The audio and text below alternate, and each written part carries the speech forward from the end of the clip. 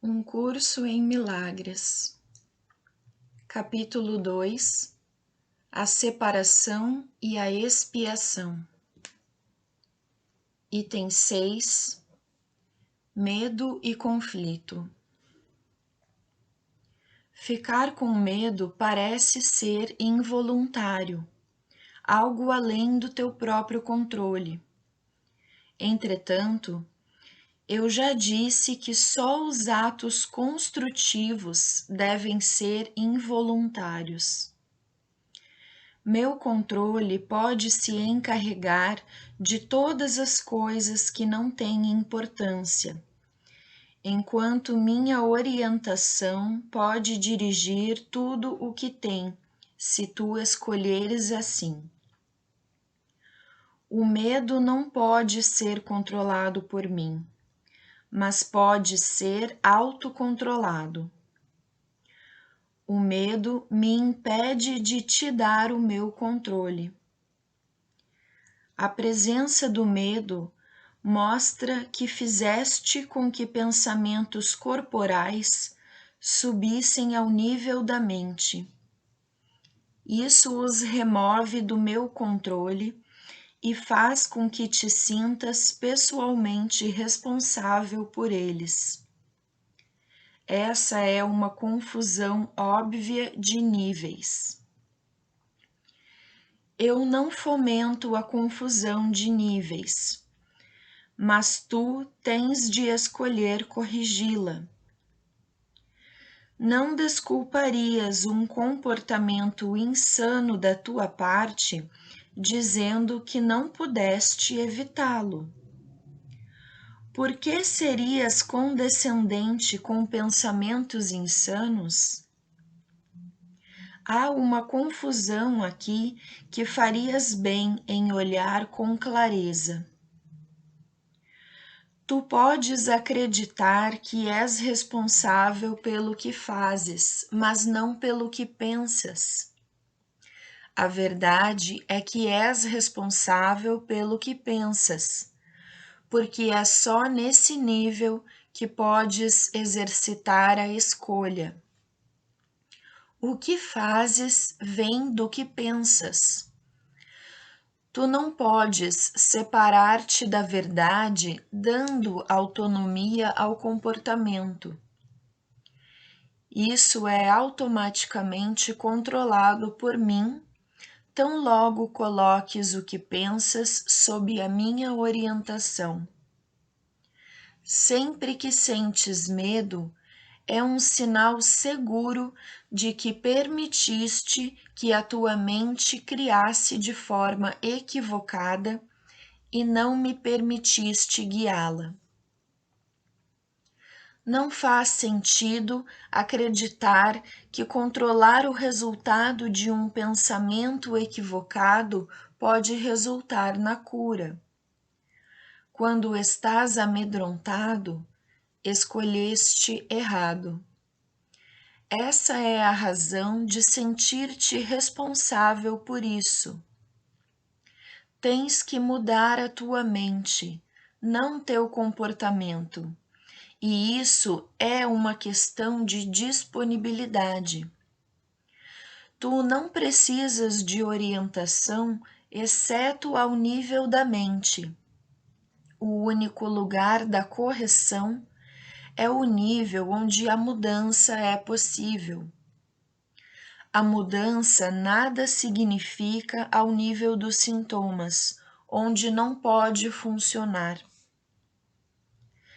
A correção do medo é tua responsabilidade. Quando pedes a liberação do medo, estás deduzindo que não é. Deverias pedir, em vez disso, ajuda nas condições que trouxeram o medo. Essas condições sempre envolvem uma disponibilidade para estar separado. Nesse nível, podes evitar isso.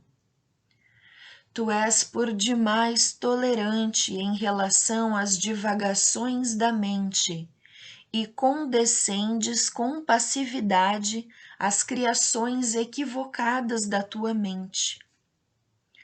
O resultado particular não importa, mas o erro fundamental, sim. A correção é sempre a mesma. Antes de escolheres fazer qualquer coisa, pergunta a mim se a tua escolha está de acordo com a minha. Se estás seguro disso, não haverá medo. O medo é sempre um sinal de tensão, surgindo todas as vezes em que o que queres conflita com o que fazes. Essa situação surge de duas maneiras. Primeiro, podes escolher fazer coisas conflitantes, seja simultaneamente ou sucessivamente. Isso produz um comportamento conflitante que te é intolerável, porque a parte da mente que quer fazer uma outra coisa é ultrajada. Segundo, podes comportar-te como pensas que deverias, mas sem quereres inteiramente fazê-lo. Isso produz um comportamento consistente, mas acarreta grande tensão. Nos dois casos, a mente e o comportamento estão em desacordo, resultando em uma situação na qual tu estás fazendo o que não queres totalmente fazer. Isso faz surgir um senso de coerção que usualmente produz fúria, e a projeção está propensa a vir em seguida. Sempre que há medo, é porque ainda não escolheste em tua mente. Portanto, a tua mente está dividida e o teu comportamento inevitavelmente vem a ser errático. A correção ao nível do comportamento pode deslocar o erro do primeiro para o segundo tipo, mas não obliterará o medo. É possível alcançar um estado no qual trazes a tua mente para a minha orientação sem esforço consciente, mas isso implica em uma disponibilidade que ainda não desenvolveste. O Espírito Santo não pode pedir mais do que aquilo que estás disposto a fazer. A força para fazer vem da tua decisão não dividida. Não há tensão em fazer a vontade de Deus, tão logo reconheças que ela é também a tua. A lição aqui é bastante simples, mas particularmente propensa a não ser vista. Portanto, vou repeti-la, urgindo para que a ouças. Apenas a tua mente pode produzir medo. Ela faz isso sempre que está conflitada em relação ao que quer e produz tensão inevitável, porque o querer e o fazer estão em discordância. Isso pode ser corrigido só através da aceitação de uma meta unificada. O primeiro passo corretivo para desfazer o erro é saber, antes de tudo, que o conflito é uma expressão de medo. Dize a ti mesmo que de alguma forma tens que ter escolhido não amar, ou o medo não poderia ter surgido. Então, todo o processo corretivo passa a ser nada mais do que uma série de passos pragmáticos no processo mais amplo de aceitar a expiação como o remédio. Esses passos podem ser resumidos desta forma. Primeiro, é preciso que saibas que isso é medo. O medo surge da falta de amor. O único remédio para a falta de amor é o amor perfeito. O amor perfeito é a expiação. Tenho enfatizado que o milagre, ou a expressão da expiação, é sempre um sinal de respeito de alguém de valor para com alguém de valor.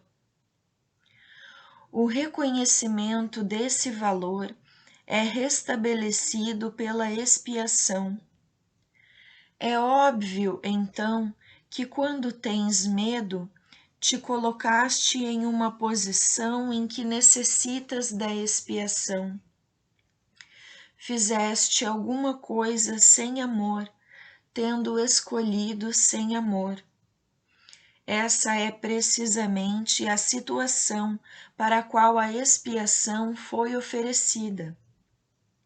Como havia necessidade do remédio, ele foi estabelecido. Enquanto reconheces apenas a necessidade do remédio, continuarás amedrontado. Contudo, assim que aceitas o remédio, aboliste o medo. É desse modo que ocorre a verdadeira cura. Todos experimentam medo. No entanto, seria preciso um pequeno pensamento certo para reconhecerem por que o medo ocorre.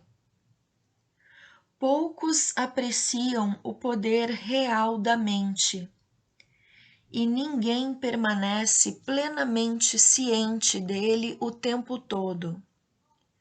Porém, se esperas poupar-te do medo, existem certas coisas que tens que reconhecer e reconhecer plenamente. A mente é muito poderosa e nunca perde a sua força criativa. Ela nunca dorme. A cada instante está criando.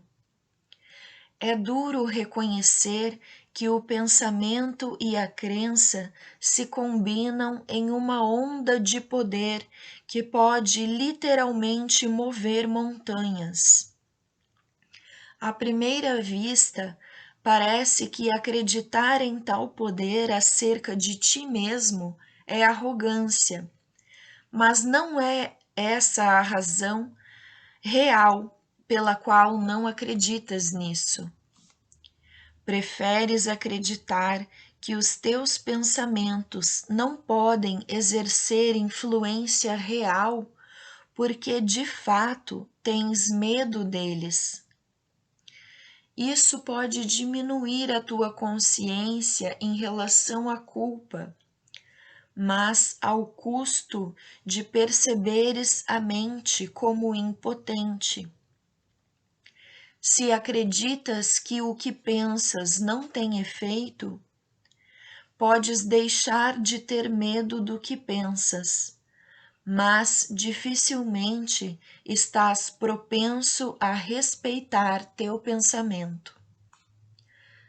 Não existem pensamentos vãos. Todo pensamento produz forma em algum nível.